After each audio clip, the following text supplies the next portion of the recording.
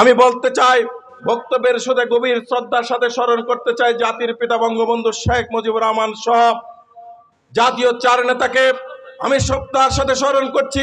আমাদের যুবলীগের প্রতিষ্ঠাতা চেয়ারম্যান শেখ ফজলুল হক মনি ভাইকে আমি স্মরণ করছি, যিনি বঙ্গবন্ধু হত্যার প্রথম প্রতিবাদকারী চট্টগ্রামের প্রিয় নেতা, বাঁশখালীর প্রিয় নেতা সৈয়দ মৌলভী সৈয়দকে আমি শ্রদ্ধার সাথে স্মরণ করছি।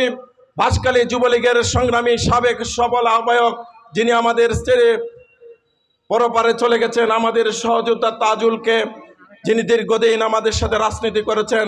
সাথে সাথে বলতে চাই, আজকে বাঁশখালী যুবলীগ যে সুশৃঙ্খল যুব সমাবেশ আমাদেরকে উপহার দিয়েছে, সেই জন্য আপনাদেরকে ধন্যবাদ এবং অভিনন্দন জানাচ্ছি।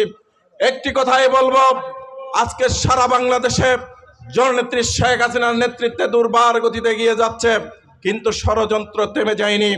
এখনো ভিতরে বাহিরে বিভিন্ন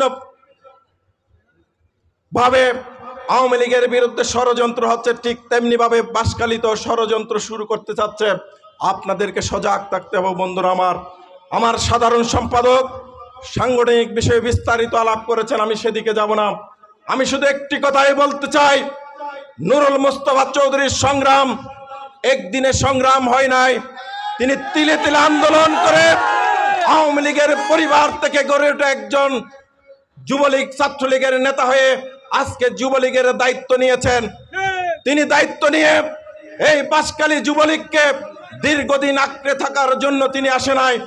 আমরা তাকে দায়িত্ব দিয়েছি। আপনাদের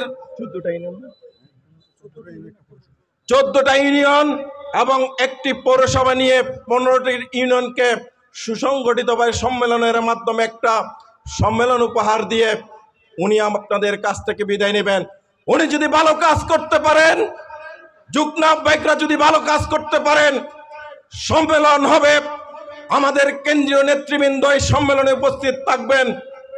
সেই সম্মেলনে যদি আপনারা উনাদেরকে আবারও সভাপতি সাধারণ সম্পাদক হিসেবে আপনারা নির্ধারণ করতে চান আপনাদের মূল্যবান ভোট দিয়ে, তাহলে ওনারা থাকবেন। অন্যথায় আমাদের কোনো পছন্দ বাঁশখালীর মাটিতে নেই। আপনারা যাকে নির্ধারণ করবেন, আমরা তার পক্ষে যুবলীগ করার জন্য এগিয়ে যাব। তার সাথে ঐক্যবদ্ধভাবে বিভিন্ন সংগ্রাম আন্দোলনে আপনাদের সাথে নিয়ে আমরা দক্ষিণ চট্টগ্রামের যুবলীগকে সাজাতে চাই। বন্ধুরা আমার, সাথীরা আমার, আপনারা জানেন আজকে বিএনপি জামাতের আবার গভীর ষড়যন্ত্রে লিপ্ত হয়েছে। তারা কিছুদিন আগে বলেছে এখন অনেক গরম পড়ছে, গরমের পরে আন্দোলন হবে। এখন আকাশে আবার মেঘ দেখা যাচ্ছে, ওনারা বলবেন বৃষ্টি হচ্ছে, বৃষ্টির পরে আন্দোলন হবে। এইভাবে তাদের দিন চলে যাবে।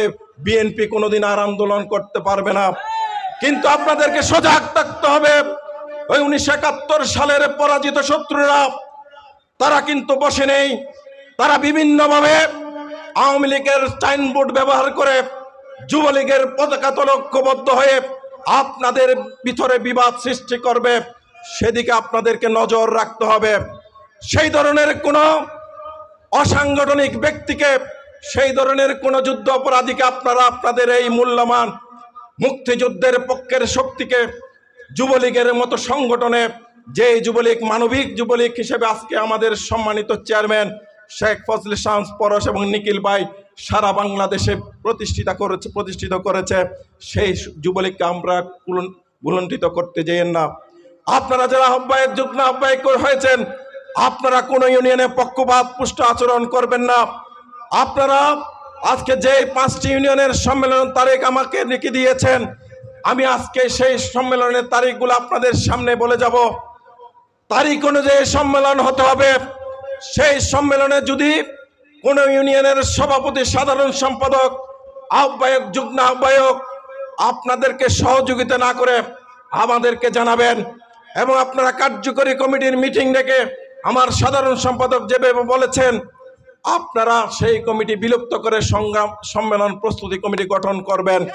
সেই সম্মেলন প্রস্তুতি কমিটির মধ্য দিয়ে এই বাঁশখালী যুবলীগ কিন্তু দীর্ঘদিন ধরে, আমি কারো বিরুদ্ধে বলবো না, সাংগঠনিকভাবে আমরা দুর্বল হয়ে গিয়েছি।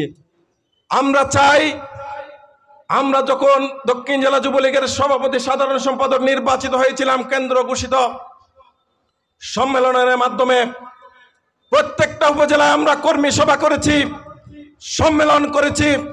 শুধুমাত্র একটি উপজেলা যেখানে আমরা কোনো ইউনিয়নের সম্মেলন করতে পারি নাই, আমরা এই ব্যর্থতার দায় আমরা নিজেরাই নিয়েছি। যাদের কারণে আমরা সম্মেলন করতে পারি নাই, আমরা তাদের উদ্দেশ্যে বলতে চাই, এই নতুন আহ্বায়ক কমিটি, যে আহ্বায়ক কমিটি প্রত্যেকটা ইউনিয়নের সম্মেলন করবে, মুরব্বী সংগঠনের সভাপতি, সাধারণ সম্পাদক